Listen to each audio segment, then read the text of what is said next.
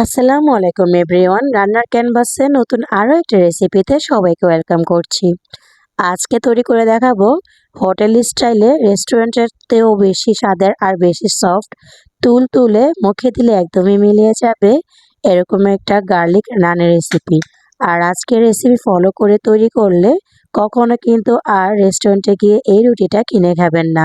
ঝটপট কম উপকরণের বাসায় কিন্তু আজকে এই রুটিটা তৈরি করে নিতে পারবেন। চলুন তাহলে কথা না বাড়িয়ে মূল রেসিপিতে ফিরে যাই। আজকে রুটিগুলো তৈরি করার জন্য এখানে আমি আমার পরিমাণ মতো 4 কাপ পরিমাণ ময়দা নিয়ে নিচ্ছি। অবশ্যই এই রুটিটা ময়দা দিয়ে তৈরি করার চেষ্টা করবেন। তারপরে এখানে দিয়ে দিয়েছি 4 কাপ ময়দার জন্য 2 টেবিল চামচ পরিমাণ ইস্ট। আর ইস্টটা ভালো ব্লেন্ডে নেওয়ার চেষ্টা করবেন। তারপর নিয়ে নিয়েছি এখানে একটা ডিম। তারপর দিয়ে দিয়েছি এখানে 4 টেবিল চামচ পরিমাণ গুঁড়া দুধ। গুঁড়া দুধটা কেউ চাইলে স্কিপ করতে পারেন, তবে রেস্টুরেন্টের স্বাদ নিতে চাইলে গুঁড়া দুধটা অবশ্যই দিবেন। আর এখানে দিয়ে দিচ্ছি আমি 3 টেবিল চামচ পরিমাণ চিনি। তারপর দিয়েছি এখানে 1 টেবিল চামচ পরিমাণ লবণ।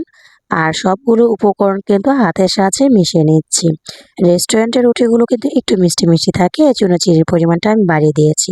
আপনি চাইলে কমিয়ে বাড়িয়ে দিতে পারেন। এখন সবগুলো উপকরণের মধ্যে এখন দিয়ে দিচ্ছি পানি।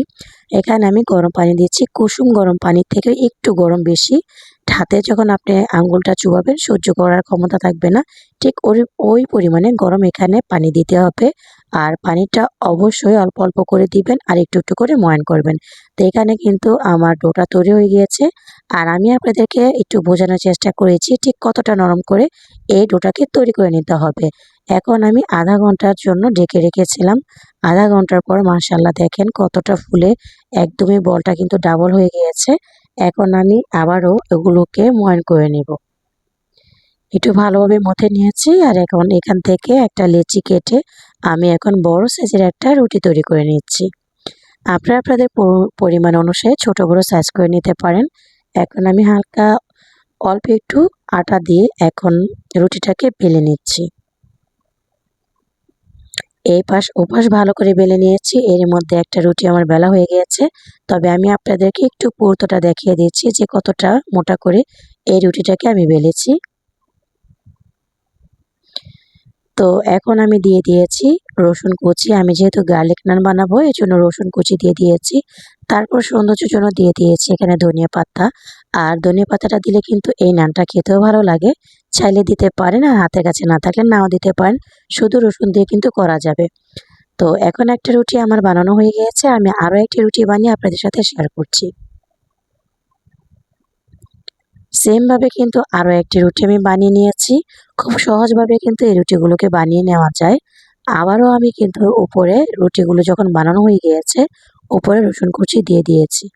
তবে আপনারা যদি গার্লিক নানটা পছন্দ না করেন সেক্ষেত্রে এটা কিন্তু এমনিও কিন্তু নর্মাল বাটার নান করে খেতে পারেন। তা আবারও রসুন কুচি দিয়ে দিয়েছি, আবারও আমি ধনেপাতা দিয়ে দিয়েছি। এইভাবে করে আমি সবগুলো রুটি কিন্তু একই সাথে তৈরি করে নিয়েছি। এতে করে রুটিগুলো কিন্তু যখন খাবো আমরা গরম থাকবে আর সেকার সুবিধাও থাকবে। আচ্ছা, এখন রুটিগুলো আমি একটু সেঁকে নিচ্ছি, সেটা আপনাদের সাথে সুন্দর করে শেয়ার করে দেখাচ্ছি। প্রথমে তাওয়াটা গরম করে নেবেন, তারপর রুটিটা দিয়ে এক পাশটা যখন একটু হয়ে যাবে তখন আরেকটা পাশ উল্টিয়ে এখানে 1 টেবিল চামচের মতো বাটার দিয়ে দিচ্ছি।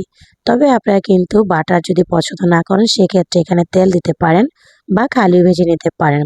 যেহেতু আমি আজকে গার্লিক বাটার নান রেসিপিটা শেয়ার করছি রেস্টুরেন্ট স্টাইলে, এজন্য আমি পুরো প্রসেসিংটা ওইভাবে করেছি। তো এই তো দেখেন মাশাআল্লাহ করে কত সুন্দর একটা কালার এসেছে।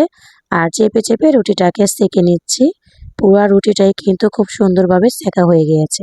তো এই তো আমি একটা রুটি তুলে নিচ্ছি। আমি আরও একটি রুটি সেঁকে আপনাদের সাথে শেয়ার করছি। ঠিক একই প্রসেসে আবারও আমি আরেকটি রুটি দিয়ে দিচ্ছি। তারপরও এই রুটিটা আবার উল্টে আবারও আমি 1 টেবিল চামচের মতো বাটার দিয়ে নিচ্ছি। যেহেতু আমরা নিজেরা বাসায় খাবো, নিজেদের মন মতো কিন্তু যেকোনো উপকরণ কমিয়ে বা বাড়িয়ে কিন্তু দিয়ে দেওয়া যায়, তাই না?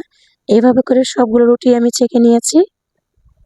দেখেছেন তো কত সহজে আর ঝটপট এই বাটার গার্লিক নানগুলো আমি তৈরি করে নিয়েছি। এইভাবে যদি রুটিগুলো তৈরি করেন তাহলে কি আর রেস্টুরেন্টে গিয়ে অস্বাস্থ্যকরভাবে রুটি খেতে ইচ্ছে করবে বলুন তো? আশা করছি আজকের রেসিপি আপনাদের কাছে সহজ লেগেছে। আর আজকের রেসিপিটা যদি আপনাদের কাছে ভালো লাগে ভিডিওতে লাইক দিয়ে চ্যানেলটি সাবস্ক্রাইব করার অনুরোধ জানাচ্ছি।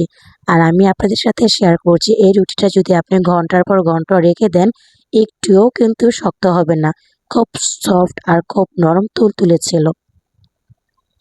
একটা রুটি আমি আপনাদের সাথে একটু ছিঁড়ে শেয়ার করছি, ভিতরটা কীরকম হয়েছে একটু আপনারা দেখে নিন। আশা করছি বাসায় ট্রাই করবেন। তো আজকের মতো এখানে বিদায় নিচ্ছি। ভালো থাকবেন সবাই, সুস্থ থাকবেন। আল্লাহ হাফেজ। আসসালামু আলাইকুম।